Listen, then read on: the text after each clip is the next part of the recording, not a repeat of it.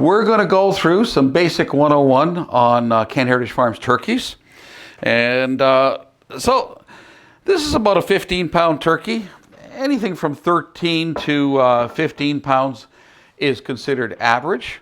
And we sell a lot of this size. It's a very, very popular size. The rule of thumb is about a pound a person in ordering turkey. So you may have 15 people. So you say, well, I need a 15-pound turkey. Well, yes, but do you want leftovers? Do you want more than the average person eats? These are questions you have to ask yourself. The second question is, am I serving something besides a turkey? I have a lot of customers that purchase a turkey and a ham. They love, a two-tier system in presenting food to their family. And so, choose accordingly. And if you need our advice, we're happy to give it to you. So your turkey comes in a bag. You're going to take it out of the bag, obviously. And it always comes with the neck in the cavity. And at the end, and I've had so many people cook the turkey with the giblets and the heart because they're not aware of taking the bag out or they forget. And I could be accused of the latter. So giblets and heart, turkey, neck. Now, some people like to make a stock out of the turkey neck and out of the giblets, not the heart. The heart is something you either discard or you cook it off for your feline friends. But the stock will then become the base of a giblet turkey gravy. It's all personal choice in how you handle that aspect of it. Now, I have prepped this bird prior to doing this, and the way to prep all poultry, when I say poultry, I'm talking turkey, capons, roasters, fryers, ducks, geese. And this is the way your grandmother, your great-grandmother would have prepped it. We've lost something in how we handle food. So you take your bird. All of you, I know you wash it off with cold water and clean out the cavity. But then what you want to do is take some of this great rock salt or Himalaya salt, and you want to give the bird a really good rub. And I'm talking all of the bird, the back, the front, the crevices, and the cavity. Give it a good rub with salt and leave the salt on the bird. 15 minutes, half hour, the longer, the better. And then rinse the bird off. What does that do? Well, that cleans the bird. It cleanses it from all natural bacteria. It tenderizes the skin to a degree, but it is the way to prep any type of poultry, and your turkey not being any different. So now we've got this great average-sized turkey, and there's so many different ways that you can prep this bird. We can take a brown paper bag, rub it with butter, and wrap the turkey in a brown paper bag. We can cover the bird with mayonnaise and then add our spices so the spices adhere. Or we can just do a simple spicing that is adequate. For me, easier is better. And it's always personal preferences, and you're going to do what you want to do. But for me, a simple spicing of the bird is the application I'm going to do. And I'm going to share something with you. I have so many people, I'm 64. I have so many people saying, well, I get so exhausted at the holidays. Some of us people are still cooking for large families. The kids magically appear, and they feel that the food magically appears on the table. And somehow there's a whole Harry Potter effect to the turkey and the ham and the mashed potatoes and the Brussels sprouts and the corn and the peas all coming to the table. And guess what? Somebody snaps their fingers and the mess is all cleaned up. But we like entertaining our family. We wouldn't trade off having the grandchildren come home. So let's give you some suggestions to make your life easier. I prep everything at least a night, if not 2 nights before the main meal. So if I'm preparing Christmas, it's usually done on the 23rd, maybe even the 22nd. And you can say, well, how can you get everything ready ahead of time? Is it going to be as good? Is it going to be as flavorful? And the answer to that is absolutely. So your turkey, the book tells you to pull it out at 160 and let it rest. So in other words, tent it and cover it with some foil and let it sit for a while, and it's going to come up to the 165. The problem with pulling it out at that temperature, the bird keeps cooking, and now you've got a tougher bird. But better than that, I'll pull this bird out at 150, 155 if I'm pre-cooking it. And what I'll do is I'll pull the bird out and I'll chill it right away. I'll put it on that front porch if it's cold enough, or I'll put it in that chest freezer, or I'll put it in the fridge and I'll chill it down. Now, what's that going to do for me? Well, first of all, I'm going to get great cuts because a cold bird slices so much nicer. And I'm going to get great yield off that bird. And I'm not going to struggle with it the day of. I'm not going to exhaust myself. Now I've got all that sliced turkey, white meat, brown meat, maybe at the end of a roasting pan, and I put some great chicken stock or turkey stock into it, maybe a quarter cup, and when I go to heat it up in the oven, that's exactly what I'm doing. I'm heating it up, and it's going to take me 30, 40 minutes to heat that turkey up, but it's not going to be dry because I've undercooked it. I didn't pull it out at 165. I pulled it out 150, 155. I'm continuing to cook it as I'm warming it up. And so you've saved yourself the fuss of cleaning up the mess, of getting ready on time. Isn't that worth something? You've got let's say you're doing ham. You've done the same thing. You've got your turkey. It's sliced. It's pre-cooked. It's undercooked. It's ready to get warmed up and finish me cooking if you so like. But now you've got your potatoes peeled in cold water. It's going to be fine for 2 days. You've got your vegetables cleaned up. If you're going with frozen vegetables, you can even have some melted butter with your spices ready to go on top of the vegetables once they come out. And now, just so I can set the mood for my family, I've got turkey soup on the stove because I've taken that carcass, I've made stock out of it, I've assembled the soup, and now I turn that on, and there's great smell coming from the kitchen, great fragrance. Everybody's in the mood now.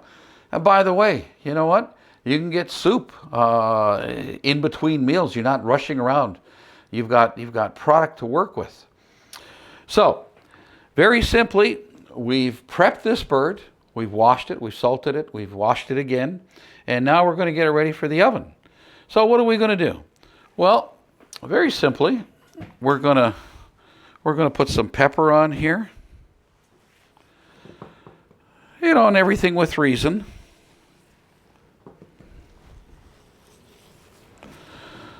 We're going to put some great poultry spice on here. And that poultry spice, you know, gives you such a great color. Not only does it give you flavor, and again, we're using all products that we use are no MSG, no preservatives. Again, for color and simplicity, we're going to put some parsley, and finally, a little bit of salt. That's it. How easy was that? You want to do easy. Whether you're 30 years old or whether you're 64 years old, you want to complete easy.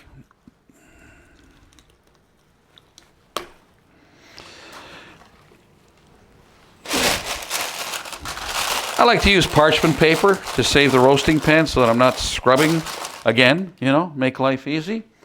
And the last thing I'm going to do to create that great gravy and au jus is put some chicken stock in here. Help it along. All the natural juices from the bird are going to mix and mingle with that stock. And you check on your bird halfway through the time. And, you know, you may want to add some more stock. We're going to set the oven at 350. We're going to put this into a preheated oven. And this particular bird is going to take about 3 hours. Now, the thing about Kent Heritage Farms turkeys is the only thing you can do wrong is overcook them because they cook so quickly. These birds are not bleached. There are no chemicals. And as a result, they're going to cook that much faster. So, you know, babysit the turkey. It doesn't hurt you to check it after, you know, an hour, hour and a half. See where you're at, see how the temperature is climbing. And the place to measure the turkey is between the carcass and the leg. Don't touch the bone. You're going to put the prong in there halfway, and then you're going to cross-reference it with the breast. You're going to put the prong into the breast, but don't touch the bone again. And you're going to want to pull this turkey out if you're serving it that day at about 160. So if you're cooking this turkey for the day of, you know, the book tells you 165, but you want to pull it out about 160, 158. You're going to cover it with aluminum foil, referred to as tenting, and the temperature is going to come up and it's going to be perfect. And by letting it sit for about a half hour, your slices are going to be a little bit easier. But if you want the best way, if you want the easiest way, the night before, 2 nights before, you're going to cook this turkey off, and you're going to pull it out at 150, 154, and you're going to chill it right away. And then you're going to slice it, put it into a pan, a little bit of stock, and you're going to heat it up for 30, 35 minutes the day of, maybe at 325, and you're going to check it. You're going to check it maybe after 20 minutes to see how it's coming along. And by doing that, you've cleaned up your mess. You've made chicken soup if you've chosen to. You've made your gravy. And you got all your great side dishes pre-cooked. It could be roast vegetables. It could be potatoes sitting in cold water just ready to go. But, you know, make your life easier so on the day that you're entertaining, you're not a slave to the kitchen, and you've got some energy left over to enjoy your company.